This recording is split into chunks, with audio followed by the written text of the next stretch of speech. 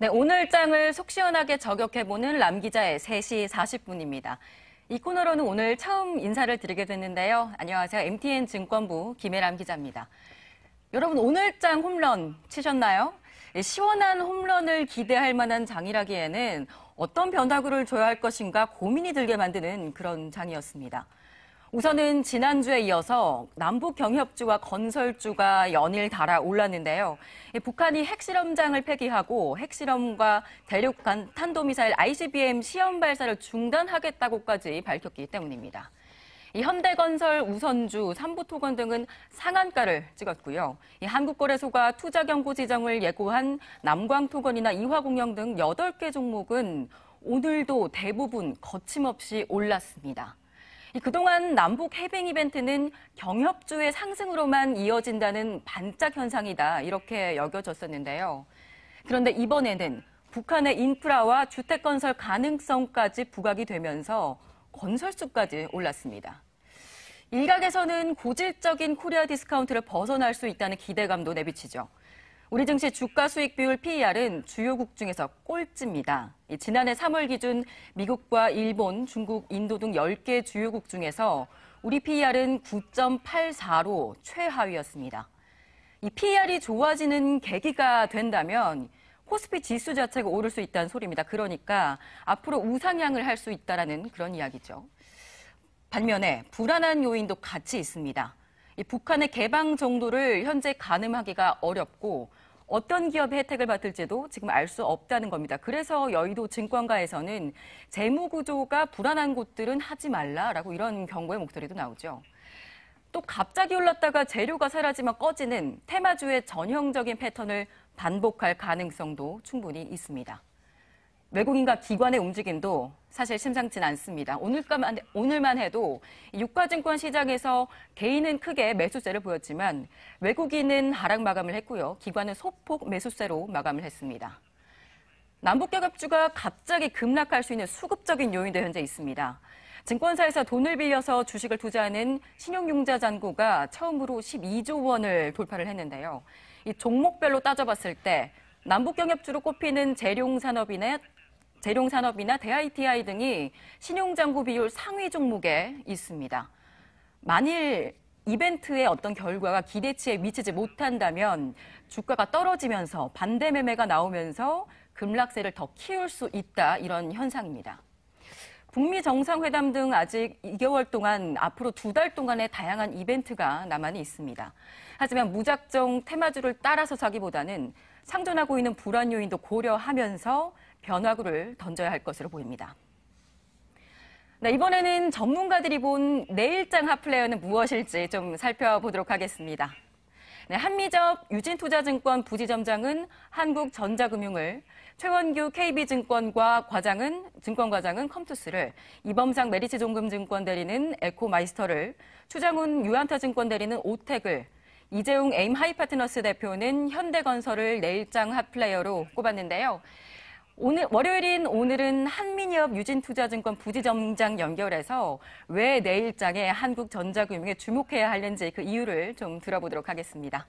네, 안녕하세요. 예, 안녕하십니까. 네, 내일장 핫플레이어 한국전자금융, 사실 오늘은 하락 마감을 했는데요. 예. 내일 상승을 기대하는 그런 이유가 뭐가 있나요? 예, 일단 코스피 양시장 모두 지지부진한 가운데 일단 실적이 긍정적인 그런 실적 호전 종목들의 주가가 좀 가격 조정이 나오고 있으면 전체 시장이 수급적으로 그런 문제로 인해 가격 조정이 나오기 때문에 한국전자금융 같은 경우는 올해 호실적에도 불구하고 가격 조정이 단기 고점 15,600원까지 상승한 이후 13,000원대까지 하락이 나왔기 때문에 내일장에서 가격적인 메리트가 좀 부각될 가능성이 있고요. 한국전자금융 같은 경우는 키오스크, 무인화, 자동화 시스템에 대한 수요 증가로 이익 모멘텀이 점차 증가할 걸로 보이고 있습니다. 올해 최저임금 인상으로 인해서 인건비에 대한 부담으로 인해서 키오스크에 대한 수요는 증가할 걸로 보고 있고요. 올해 1분기 커피 프랜차이저 중심으로 지금 시범 운영을 하고 있습니다. 이에 따라서 2분기 때는 본격적인 매출이 발생할 걸로 보고 있습니다. 한국전자금의 키오스크 매출은 2014년도 한 16억대에서 올해 한 120억대까지 증가할 걸로 보고 있고요. 판매 대수는 작년 기준으로 한 1,500대에서 올해는 3,000대 이상 판매 증가가 좀 나타날 걸로 보고 있습니다. 그리고 무인 주차장 사업까지 고성장세를 좀 나타나고 있습니다. 역시 인건비에 대한 부담으로 인해서 무인 주차장 사업 쪽에 대한 매출이 급증할 걸로 나타나고 있습니다. 그렇기 때문에 올해 1분기, 2분기, 3분기까지 우상향하는 실적이 좀 나타날 걸로 보고 있습니다.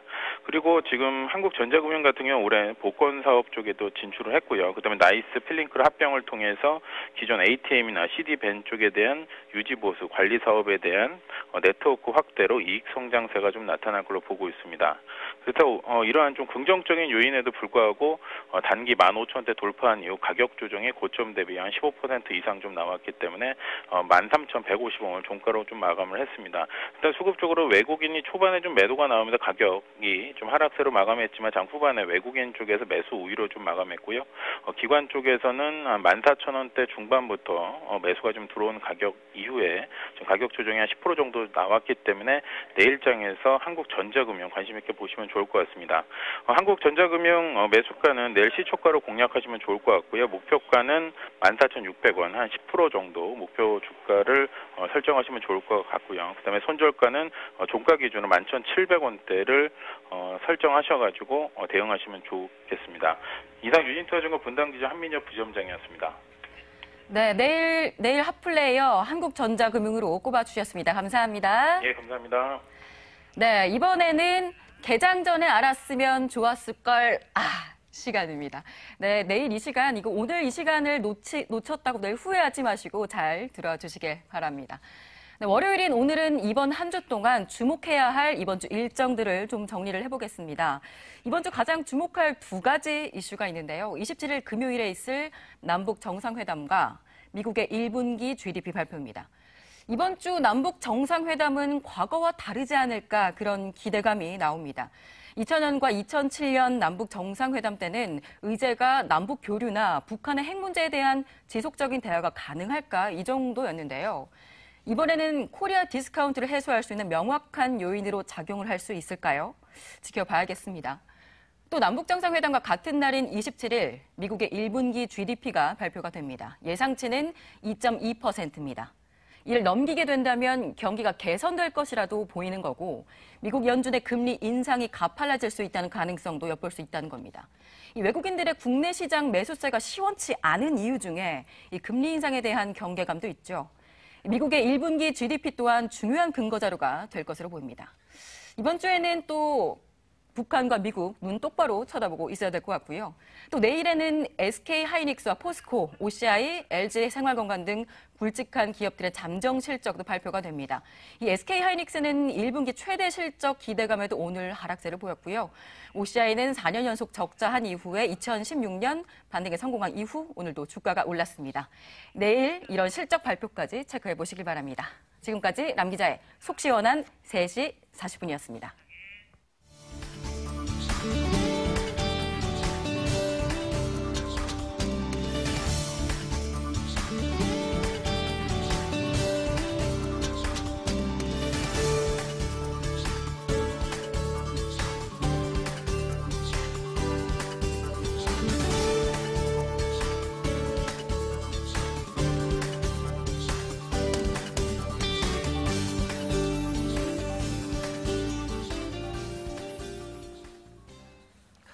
내일 챙겨봐야 할 내용들이 많은데요. 경제 지표들도 각각 있고 또 기업들 SK하이닉스, 또 삼성바이오로직스도 마찬가지입니다. 포스코도요. 기업 실적 내놓게 되는데 그 결과 보고 또 대응 전략도 짜봐야죠.